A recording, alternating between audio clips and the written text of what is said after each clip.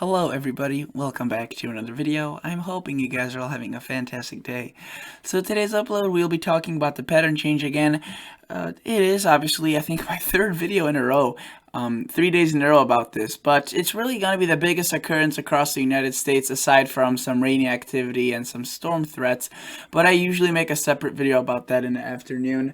And I just wanted to make a video about this pattern change because, again, the confidence is growing and the magnitude may be actually pretty significant. So if you guys would like to join this channel, we are a group of weather fans. We love the weather and we just have the time of our lives talking about the weather. We really enjoy this. And if you guys would like to join us, consider subscribing. Check out the channel, watch the video. If you could like the video, that would be awesome as well. But obviously do that once your mind is made up.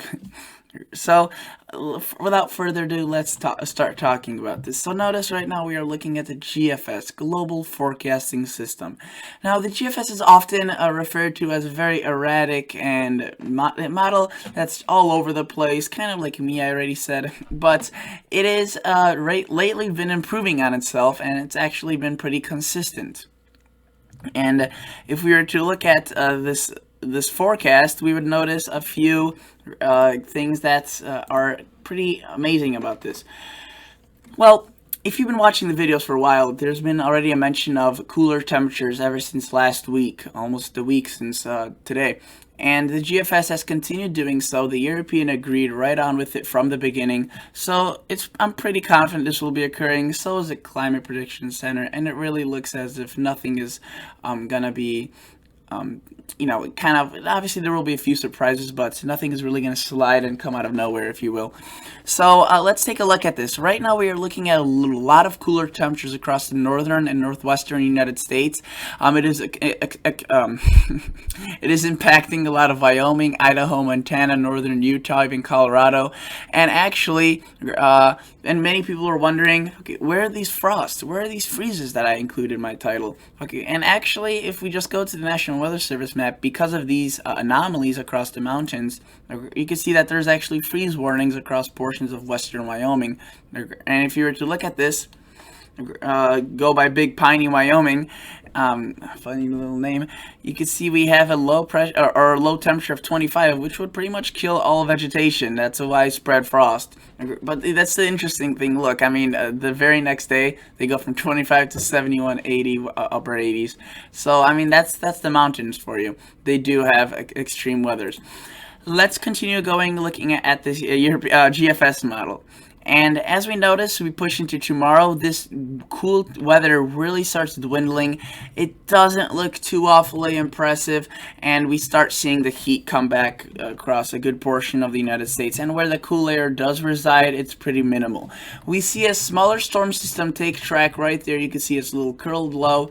And basically what that does is introduces a kind of a precursor to the cooler air, or to the very cold air that could be occurring next weekend. This will be occurring towards the end of this week. You could see really just moderate 4 to 5 degrees below average in Celsius, so maybe up to 10 degrees Fahrenheit. But really pretty, just a fall chill, nothing too significant. If you were to look at the temperatures, they'll be pretty much perfect. You can see 60s, 70s, just absolutely gorgeous fall weather. And notice there are going to be places still hot across the plains, not unbearably hot. Really, the places that will be warm are the southeast and the southwest. And as we push this forward, we start seeing the northwest heat up as well. I forgot to mention that. But, this is still not as hot as it will get. It will get even hotter as it gets cooler across the eastern United States. So this weekend really generally a bit chillier, if not just closer to normal across the eastern United States. But notice we start seeing just ridiculous anomalies across the west. We start seeing some locations seeing almost 35 degrees above in Fahrenheit. That's what I saw the last reading as of yesterday's checking. And you can see it's been pretty consistent. This is where things get pretty interesting. So notice we have a big cool down coming in Monday. This doesn't look much at first, but as we push this forward, you can see we have a defined cold front, and it's a large covering of the United States. It's really as far west as Montana and as far east as upstate New York. But the Northwest, unfortunately, is just going to be scorching in the heat. And unfortunately, some of these places, especially Oregon, have been just absolutely blasted by one of the worst droughts in the past several years. And notice as this gets cooler here, so does the heat kind of on the other side of the scale. And notice the south may be a bit warmer, but really nothing extreme. No extremes like we have across the northwest and British Columbia. But notice that here we have just a pitch perfect fall blast across the United States, and we really start seeing a lot of these temperatures get into possibly even the upper 30s during the nighttime. So definitely interesting to see if that will happen. I wouldn't say there's going to be widespread frost south of upper, northern Minnesota and the UP of Michigan. They're really even up there. It won't be widespread. It will most likely be scattered. But that definitely could be a concern for those people, for the folks that have gardens and tender plants. I would definitely advise moving them in. And if you're wondering when this may be occurring, you still have a bit of time. This will be occurring right around a week from today. So around the Monday, Tuesday time frame, you can see very chilly temperatures. Some anomalies actually almost possibly record breaking across portions of the United States.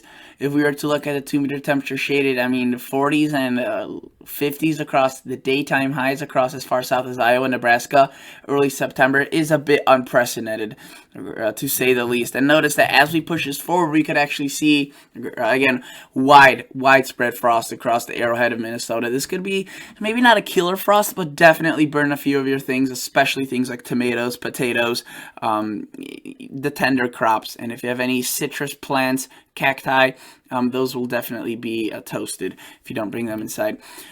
Thankfully, this doesn't seem to last long, but just look at the daytime highs. I mean, 60s, and just look at this. Look at this. Texas, they have been hot. Look at that, 60s and 70s. I mean, doesn't that just look absolutely fantastic for just a good portion of the United States? The Northwest is going to be horrendously hot.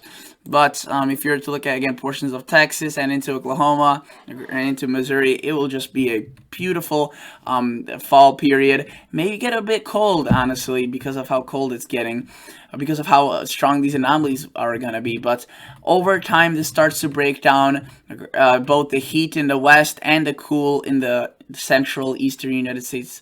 And notice it definitely affects parts of the south as we get towards kind of the latter part of next week. It looks as if this thing will slowly progress. Really, the only places that won't get this are the west and portions of coastal northeast. The inland portions of the northeast will get in on this, but it looks as if the coastal areas may still be pretty warm, and that's influenced from the ocean and a high pressure that's steering these winds up on the shore, the warm air. But notice this cooler air starts breaking down. We see some cooler air moving into the northwest. That definitely provides some relief. And then we see more of a just a disorganized pattern. We'll have to see phases of warm and cool. Again, not really deciphered yet, but this is what we're definitely most confident on. Let's take a look at the GEFS ensembles. And if you don't know what this is, the word ensemble, basically, you know how you have the windward ensemble in orchestra, all those. That's basically a combination of models, a combination of things you would have just by saying ensemble. But in terms of weather, it's a combination of weather models that are in the GFS family. They were all, they were all born into it. And notice that as we push this into this weekend, we don't have the coldest weather. It'll definitely be chillier, closer to normal, if not a bit below. But then we start seeing this this ridge building in here, and it definitely shows the heat in the west, but also the cool in the central United States. And then again, you can see it flips most likely into a warmer pattern, which I think will be the case for the fall. But still, the fact that we got this nice dip in a jet stream with this huge, cool mass of air is still definitely a pleasant surprise, because I honestly was expecting a pretty darn warm September, and I think it still will be the rest of September following this cool air mass, but we'll have to see. There may be a bit more of some intrusions of chill, if you will, similar to what we have this weekend. And even if September does turn out to be cooler, I've been saying this, I think October will be a very warm month. Now, that, again, is still up for decisions, that are, still up for modifications, but it looks, from support I've been seeing and the research I've been doing, it looks as if it could be a pretty chilly October. But I digress. Let's take a look at this. Notice we, up until this weekend, really no really cold air mass or warm air mass. Okay, you can see it's all over the place. A bit of chill today and tomorrow across the north and northern plains. As we push this into time, we see heat take over. Then we see another cool down, kind of like that little precursor, like I called it earlier. And then we see a large cool down, a very significant one. You can see this one is obviously the one that the GFS is showing, but this is the European model now. And you can see it's been pretty darn consistent, just like the GFS. So we have a lot of agreement with this. The European ensemble members also showing this chill. So pretty much as confident as I and the models and the Climate Prediction Center will ever be. I would like to quickly look at the 6 to 10 day outlook, which is valid from September 6th through the 10th. So pretty much in that time frame of the cool weather. Look at that.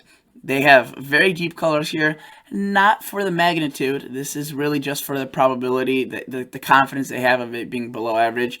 And obviously, it is a bit of a direct relationship between the severity of the cold and the confidence, because obviously the colder, if it's going to be 30 degrees below average, you have pretty high confidence it will be below average. And but again, this is not the magnitude. This is just the confidence level. So it's a bit misleading, but still. Important to understand. I apologize. That is my chair. I still have to yet to oil that little guy, but I will be on my way to do that soon. Look at the west, above average. This east coast, also above average. Precipitation-wise, you can see they have significantly above average precip across a good portion of the United States, and the west remains dry. But look at Alaska, also very, very wet. 8 to 14 outlook, a little bit further out, 8 through the 14th. You can see the chill is still in place. They have lower confidence because it's further out, so more change, but you can see similar areas above average and similar areas below average. And in terms of precipitation, it's a bit of a more spread of the drier conditions rather than the wetter conditions.